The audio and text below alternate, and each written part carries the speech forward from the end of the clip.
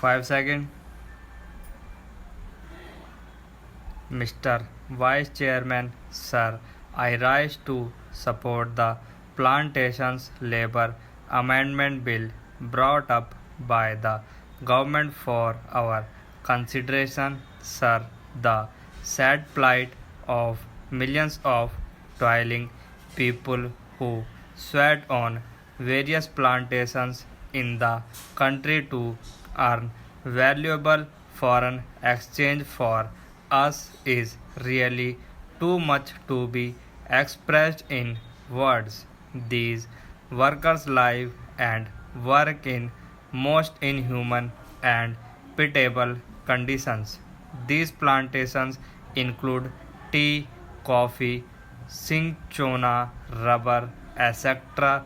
And as we know, tea alone is one of the major foreign exchange earners of our country. But, sir, it is indeed most regrettable that, notwithstanding a lapse of 34 years since our independence, these workers who earn crores and crores of rupees by way of foreign exchange have to live in most miserable conditions.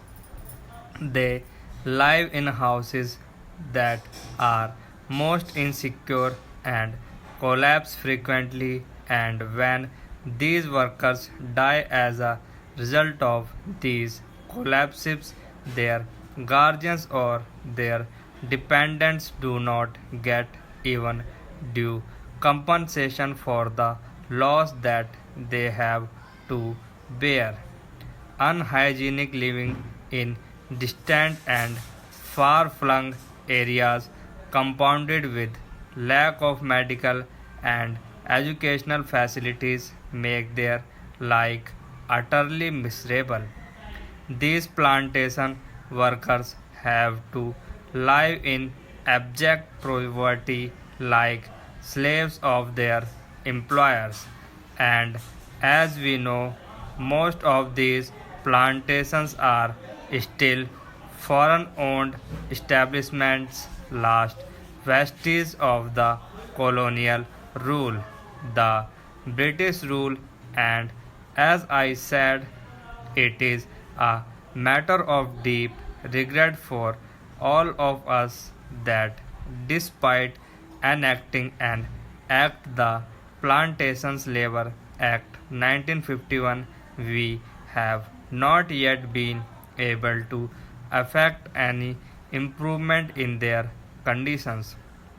I think the employers alone are not responsible for their miserable condition.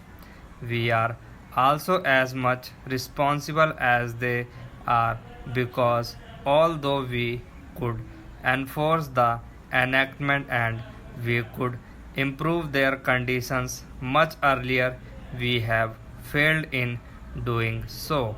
Sir, on the 9th May 1973, this House, the Rajya Sabha, decided that a joint committee should be appointed to look into the deserved amendment and put up a draft as early as possible for our consideration. On the 26th May 1973, the Lok Sabha also adopted our resolution or motion, with the result that a 45-member committee, in which 15 representatives were from the Rajya Sabha and 30 from the Lok Sabha, was appointed to look into the matter. Mr. Vice Chairman, I was speaking about the need for developing a strong UN delegation. I wish that the Honorable Prime Minister would give his attention to this aspect of the matter, particularly in view of the fact that in the next decade or two, politics all over the world would take on a complex character, and it is necessary that men are trained from now on for taking part in the international affairs. In the UK and the United States, such delegations are built with men who have wide knowledge of international affairs, and there should be other qualification for a man to be included in such a delegation. In this connection, I should also like to mention that it is time for government to develop sound conventions regarding the conduct of foreign affairs.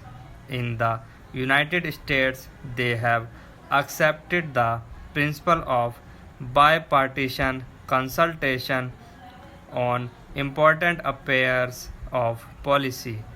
For example, when President Kennedy stood for election, President Eisenhower, even during the period of the conduct of the campaign of President Kennedy, kept him informed about major developments in foreign affairs.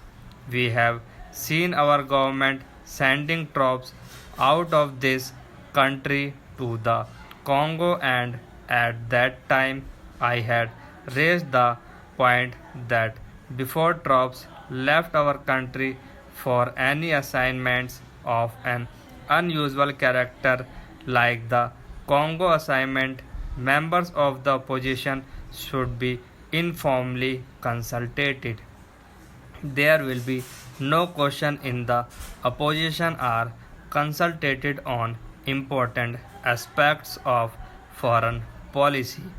The consultative committee of the External Affairs Ministry does go some way to meet the needs of exchanging information about foreign affairs, but the informal consultation of the kind that I mentioned, where the leader of the opposition and leader of other parties are called and told by the Prime Minister about unusual developments, would strengthen the conviction that the foreign policy of the country has the support not only of the Congress party but also of the entire country. I was speaking about our external publicity, and it is a subject on which I think I can speak with some confidence, as I have been an old time newspaperman in this country. The material which is sent out to foreign countries I extremely scarcely, and unless there is included in this message is some statement of what this minister was saying somewhere.